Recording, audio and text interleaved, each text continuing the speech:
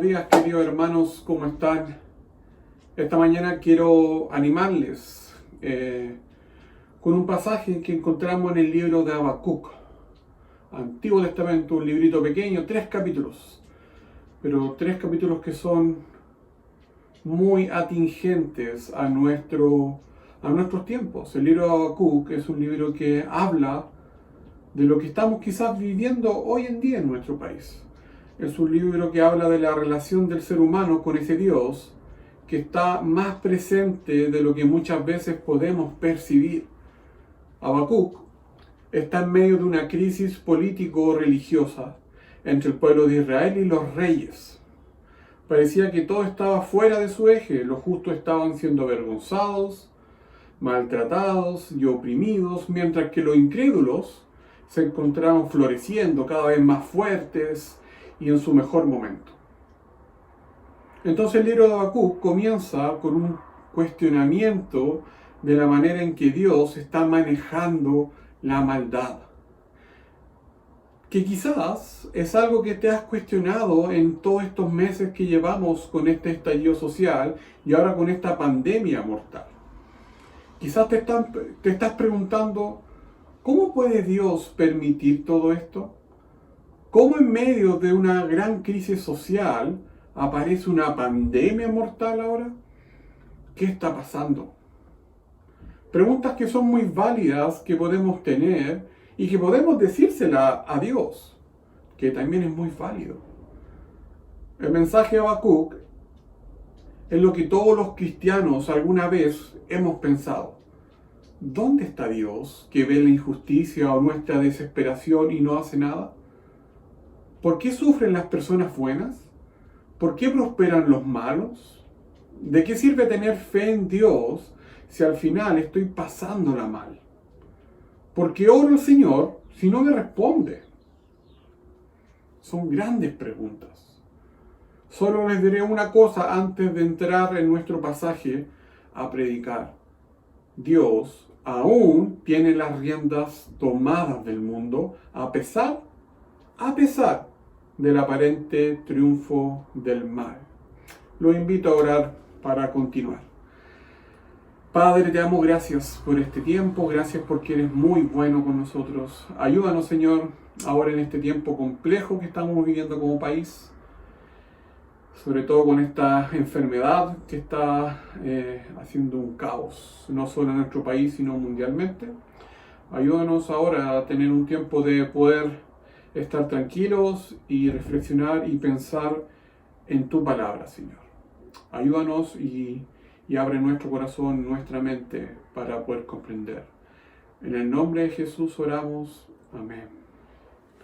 Entonces, como le decía Habacuc, para poder entender un poco el pasaje que se leyó, este pasaje lo vamos a analizar en 2 puntos. El primero, versículo 1, un mensaje pesado que entregar.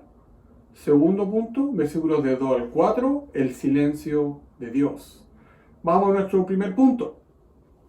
La pega de los profetas siempre fue complicada y Habacuc no escapa de esta realidad.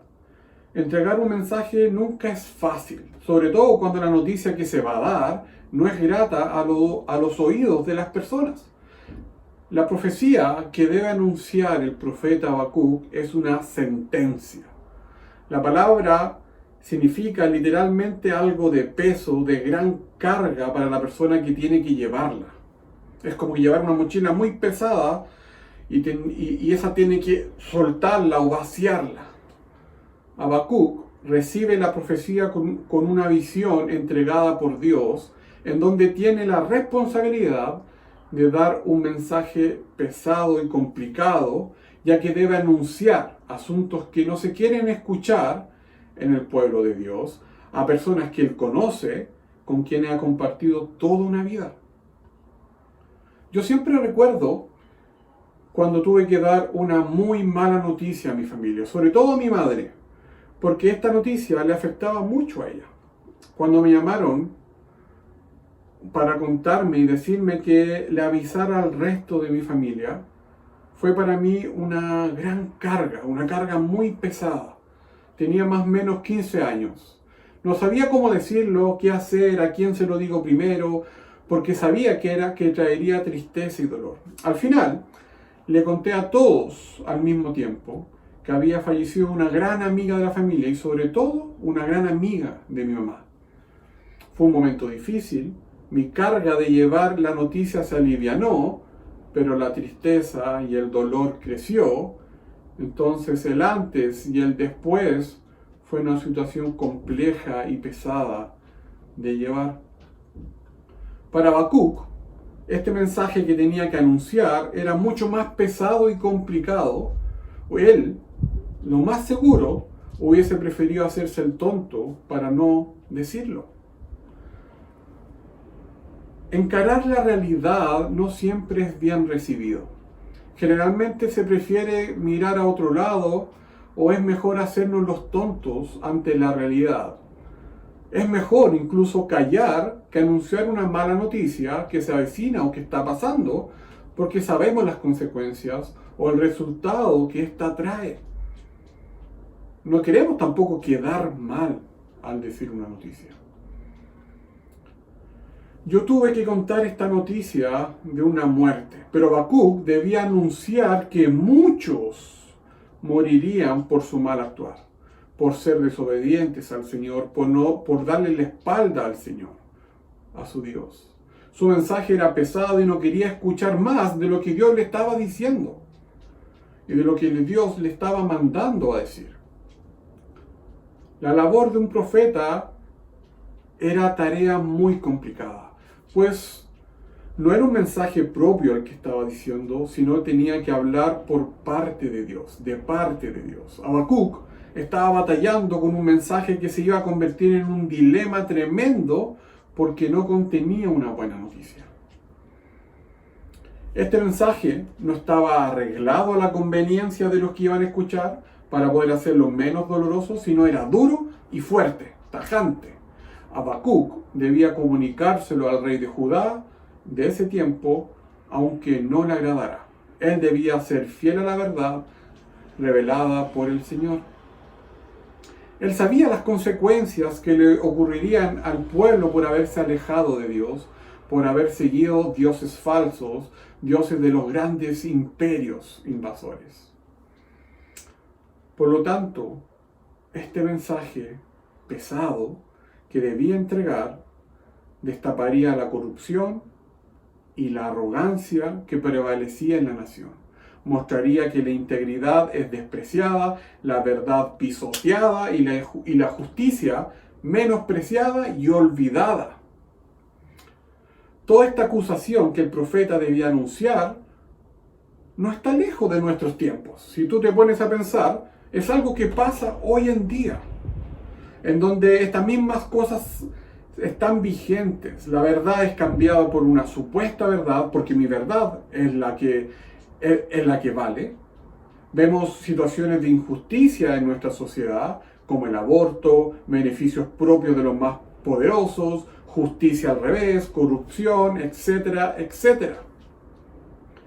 Vivimos todas estas cosas, estamos inmersos en la maldad, incluso muchas veces somos partícipes de todo esto, de esta maldad. Vemos todas estas cosas, sufrimos con todas estas cosas, con toda esta maldad, que de alguna manera nos afecta y nos duele.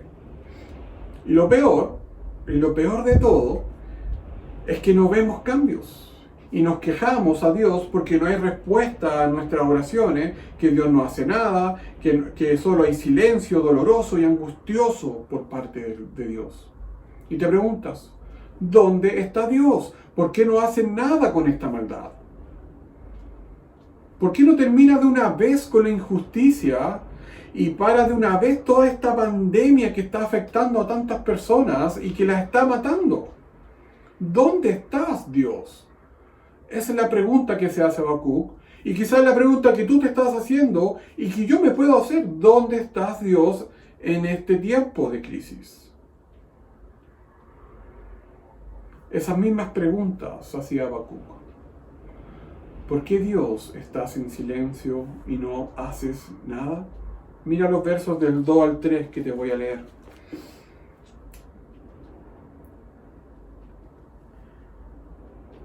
¿Hasta cuándo, Señor, he de pedirte ayuda sin que tú me escuches?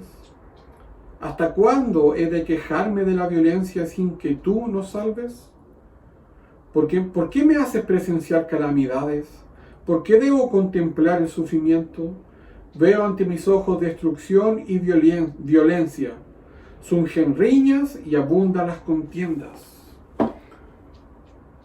¿Escuchaste lo que dice Habacuc? La queja de Habacuc. Esos hasta cuándo y por qué denotan el clamor de Habacuc y de todos nosotros cuando estamos con la soga al cuello y no podemos más y le pedimos a Dios que nos ayude. Detrás de ese hasta cuándo está el clamor del profeta diciéndole a Dios que ya no puede más, que esto lo ha superado, que sus límites han sido sobrepasados. Y detrás de ese por qué está la insistencia de que necesita razones de todo esto. Necesita saber por qué no actúas, Señor. Habacuc cree que podrá tolerar toda esta situación si es capaz de entender si Dios está actuando o no.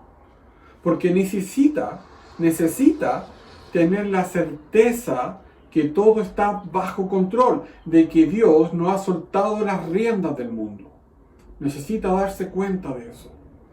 Pero el gran problema es que su seguridad estaba en una confianza en Dios, pero con muestras evidentes. Él necesitaba ver, tocar de que realmente Dios estaba haciendo algo. Y no en una confianza en Dios a ciegas. El silencio de Dios perturba, inquieta y descontrola al profeta. Y esa misma experiencia es la que nosotros también vivimos cuando creemos que Dios hace oídos sordos a lo que nosotros le clamamos. Muchas veces no entendemos el accionar de Dios en medio de la crisis, de la desesperación, al no obtener respuestas. Nuestro entender de Dios se queda corto para comprender su accionar ante los problemas que nos afectan. ¿Cómo lidiamos con los silencios de Dios? ¿Cómo lidiamos con su accionar en medio de nuestra desesperación e inseguridad? Cuando Dios le respondió en los capítulos siguientes a Habacuc, la crisis de Habacuc se agravó mucho más, de una manera que no esperaba. La sensación del profeta al escuchar la respuesta era que el remedio que Dios daba para solucionar esto era peor que la enfermedad. Es como si le estuviera poniendo sal a la herida e incrementando el dolor. No entendía el actuar del Señor después, más adelante, cuando le responde. Definitivamente nuestra teología o lo que sabemos de Dios, por más elaborada que sea, es siempre muy pequeña, pero muy pequeña para entender los propósitos que Dios tiene para nosotros. Nuestra visión es demasiado corta para lograr poder ver más allá de lo que el presente nos muestra. Generalmente nuestra mirada se detiene en el presente, en el hoy, en el acá, y el futuro se ve negro y sin esperanza. Y es normal porque pasan los días y todo sigue igual, o quizás aumentando en complejidad. Habacuc percibe que los tiempos de Dios son otros, que da la impresión de que Dios está inactivo cuando tratamos de apresurar su respuesta a nuestra oración, pero está muy activo mostrando el pecado de su pueblo, y eso le duele al profeta. Porque no es una respuesta satisfactoria, no es la respuesta que espera Habacuc, no es la solución que él anhelaba. El profeta no soporta el silencio de Dios, más aún cuando ve que la ley de Dios no se cumple y el Señor no hace nada. Mira el verso 4. Por lo tanto, se entorpece la ley y no se da curso a la justicia, el impío acosa al justo y las sentencias que se dictan son injustas. Habacuc ve que la ley de Dios está paralizada, adormecida.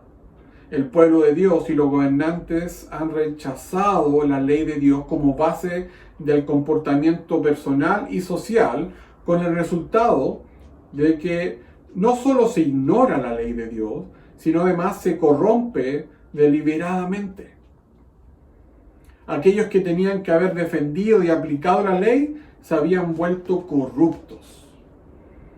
Donde quiera que Habacuc miraba, las autoridades ignoraban la ley, nadie se atrevía a oponerse a la corriente, a pesar de la violencia, a pesar de los escándalos, a pesar de la crueldad, de la injusticia, incluso los asesinatos.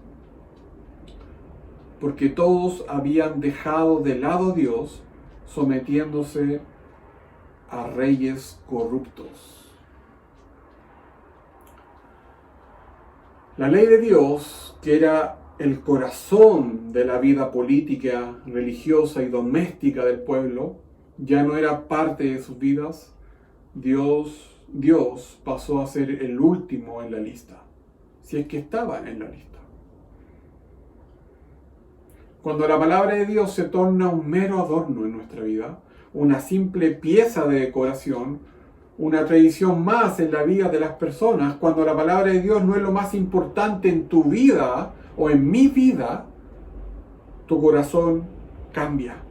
Tu forma de comportarte es cada vez más errónea y lejana a lo que Dios desea en ti. Y por lo tanto, los días se ven más negros y sin esperanza. Habacuc veía que el pueblo estaba cada vez más lejos de Dios. Había desigualdad social y política. La moralidad era reemplazada por inmoralidad. Las relaciones estaban manchadas por la amargura y el rencor. Entonces veía que la familia y toda la nación estaba ciega, enceguecida por la corrupción. Y la gran pregunta que se hacía Habacuc en reiteradas ocasiones: ¿dónde está Dios en este tiempo de crisis? ¿Y dónde está Dios en nuestros tiempos de crisis? En las grandes tragedias humanas que han impactado a nuestra sociedad, como por ejemplo la explosión radiactiva de Chernobyl, el holocausto judío, el bombardeo atómico sobre Hiroshima y Nagasaki, o el derrumbe de las Torres Gemelas, o ataques islámicos, o los tiroteos donde mueren miles de personas, o incluso el genocidio más grande de la historia del mundo, que es el aborto, o lo que estamos pasando hoy en día, esta pandemia mundial en donde muchos se están contagiando, y lo peor de todo, muchos de esos se están muriendo. ¿Dónde está Dios? ¿En silencio? ¿Dios está en silencio? No siempre es clara la respuesta de Dios ante nuestros ojos. Y el único diagnóstico constante que hacemos es sombrío y pesimista.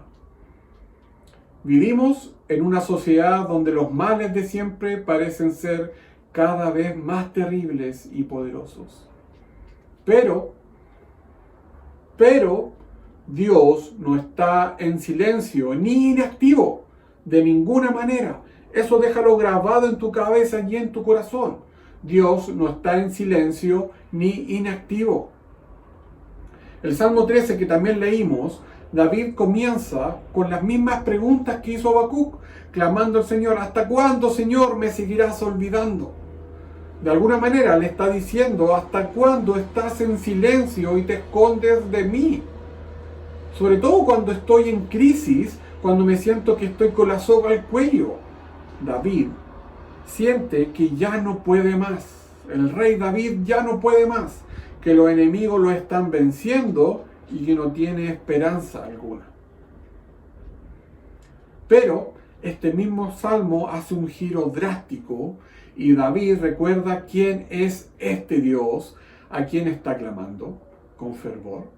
Termina alabando a Dios porque sabe que Él Este Dios es su único protector y el único que lo puede ayudar. Confía en su gran amor, confía en la salvación que viene solo de Él y además sabe que en muchas ocasiones ha estado muy afligido, pero el Señor ha sido muy bueno con Él y lo ha ayudado. Sabe que después de grandes crisis, incluso crisis que han durado años y años, el Señor siempre ha sido fiel y lo ha sacado de todo problema y angustia que lo agobiaba. David, a pesar de pasar por duras y complicadas crisis, termina entendiendo que Dios es soberano, entendiendo que no está solo, que Dios no está en silencio, ni mucho menos inactivo, sino trabajando en provocar cambios de actitud en el corazón de Él y de todos nosotros. Y Habacuc termina este libro, en el capítulo 3, después de todo este sufrimiento, diciendo, déjame leerte algunas partes de los versículos. Aunque la higuera no florezca, ni en las vides haya fruto, aunque falle la cosecha del olivo, y los campos no produzcan alimentos, confío en ti. Eso termina diciendo Habacuc después de esta gran crisis que estaba pasando. Hay un dicho que dice, después de la tormenta siempre sale el sol. Pero si estás en momentos de crisis, incluso más allá de esta pandemia que nos afecta como país, y ves que este sol no sale nunca y la tormenta se mantiene intacta, recuerda, queridos hermanos, recuerden que al final de los tiempos estaremos disfrutando de la gloria de Dios, junto a Él eternamente, en donde todo lo que te angustie ya no estará y solo disfrutarás gozosamente por siempre. Dios no está en silencio. Dios quiere trabajar tu corazón, mi corazón. Quiere que confíes en Él incluso cuando veas que no hay esperanza alguna. Recuerda que Dios no ha soltado las riendas de este mundo y no lo hará nunca. Dios, en momentos de crisis, está más atento de ti de lo que te imaginas. Lo invito a orar. Padre, muchas gracias. Gracias porque no estás en silencio. Eres un Dios preocupado, atento a todo lo que nos pasa. Ayúdanos, Señor, a tener confianza en ti, en medio de estas complejidades, en medio de todo este sufrimiento, de todo lo que está pasando como país. Y ayúdanos a confiar en ti y ayúdanos también a orar por nuestro país día tras día. Para que todo esto termine, pero también para que muchos corazones se acerquen a ti y puedan tener una esperanza segura que tú nos has regalado a través de Cristo Jesús. Gracias, Padre. En el nombre de Jesús oramos. Amén.